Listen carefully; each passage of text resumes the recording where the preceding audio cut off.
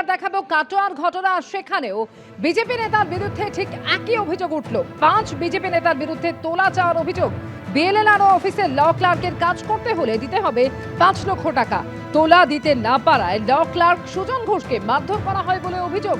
সাজানো ঘটনা, অভিযোগ উড়িয়ে পাল্টা দাবি করেছেন বিজেপির কাটোয়া শহর সভাপতি সুমন দেবনাথ। আক্রান্ত ল ক্লার্ক কি বলছেন শোনাবো। গত 26/6/2026 তারিখে রাত্রে কাটোয়া নগরমণ্ডল বিজেপি অফিসে আমাকে ডেকে পাঠানো হয় এবং বলা হয় যে কাটোয়া 1 নম্বর বিএলআর অফিসে কাজ করতে গেলে আপনাকে 5 লাখ টাকা তোলা দিতে হবে, তবে আপনি কাজ করতে পারবেন। আমি সেই তোলা দিতে অস্বীকার করি। পরবর্তীকালে বিভিন্ন চাপে আমি 20,000 টাকা দিই এবং বাদবাকি টাকা দিইনি বলে আমার উপর গতকাল রাতে এই বিশ্বজিৎ অধিকারী, অতনু সাহা এবং ধীরাজ দাসের নেতৃত্বে আমার উপর আক্রমণ করে এবং আমাকে চত্থাপড় মারে। ওরা লাঠি বিভিন্ন ধরনের অস্ত্র নিয়ে আমার উপর চড়া হয় এবং তার মধ্যে বন্দুকও ওদের কোমরে গোজা ছিল। দিয়ে তারপর আমাকে প্রহার করে, চত্থাপড় মারে, ধাক্কাধাক্কি হয়। ওরা এখানে এসে বলছিল যে আমরা সুমন দেবনাথের লোক, আমাদের কিছু করতে পারবি না, আমরা বর্তমানে রুলিং পার্টিতে আছি, আমরা কি করতে পারি শুধু দেখে নিস। বিএলএলআরও অফিসে ল ক্লার্কের কাজ করতে হলে দিতে হবে টাকা এবং 5 লক্ষ টাকা দিতে হবে, এমনই অভিযোগ উঠছে ওই 5 বিজেপি নেতার বিরুদ্ধে। তোলা দিতে না পারায় ল ক্লার্ককে মারধর করার অভিযোগ।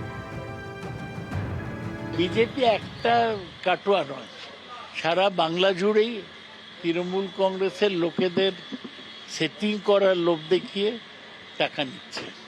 একটা জায়গায় নয়, 100 জায়গায় হচ্ছে। ওরা শুধু কাব্যিক ভাষায় শ্রমিক ভট্টাচার্য বলেন যে তৃণমূলীকরণ হতে দেব না, কিন্তু সবচেয়ে বেশি তোলাবাজি বিজেপি করছে, সব সীমা ছাড়িয়ে। মাননীয় রাজ্য সভাপতি এবং মাননীয় মুখ্যমন্ত্রী তৃণমূল যা যা করে গেছে, তোলাবাজি, সিন্ডিকেট, দাদাগিরি, এগুলো করা যাবে না। এবং যারা 4 তারিখে হয়ে গেছেন, মানে রাতারাতি যারা টিএমসি ছেড়ে বিজেপি হয়ে গেছেন, এখানে সব রং লাগিয়ে জয় শ্রীরাম পতাকা নিয়ে, তাদেরকেও কিন্তু ছাড়া হবে না।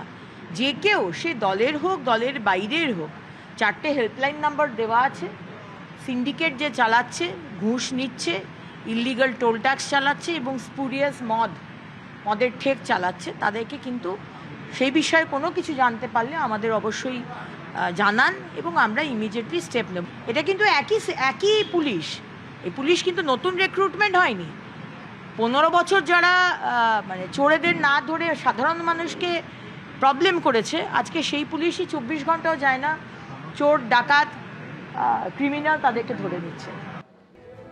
রাজ্যের স্কুল ছাত্রীদের দেয়া হবে আত্মরক্ষার প্রশিক্ষণ। প্রায় 15,000-এর বেশি স্কুলে এই আত্মরক্ষার প্রশিক্ষণ দেয়া হবে। এই প্রশিক্ষণের নাম রানী লক্ষ্মীবাঈ আত্মরক্ষা প্রশিক্ষণ। স্কুল ছাত্রীদের সেলফ ডিফেন্স ট্রেনিং এর জন্য গাইডলাইন জারি করা হলো। গাইডলাইন জারি পশ্চিমবঙ্গ সমগ্র শিক্ষা মিশনের। 6ষ্ঠ থেকে দ্বাদশ শ্রেণী পর্যন্ত ছাত্রীদের এই প্রশিক্ষণ দেয়া হবে। প্রশিক্ষণের আওতায় রাজ্যের 15,211টি স্কুল। শনিবারের শেষ ক্লাসে নির্ধারিত সময় দেয়া হবে এই প্রশিক্ষণ। প্রতিটি প্রশিক্ষণ সেশন হবে 40 থেকে 60 মিনিটের। এবিপি আনন্দ, এগিয়ে থাকে, এগিয়ে রাখে।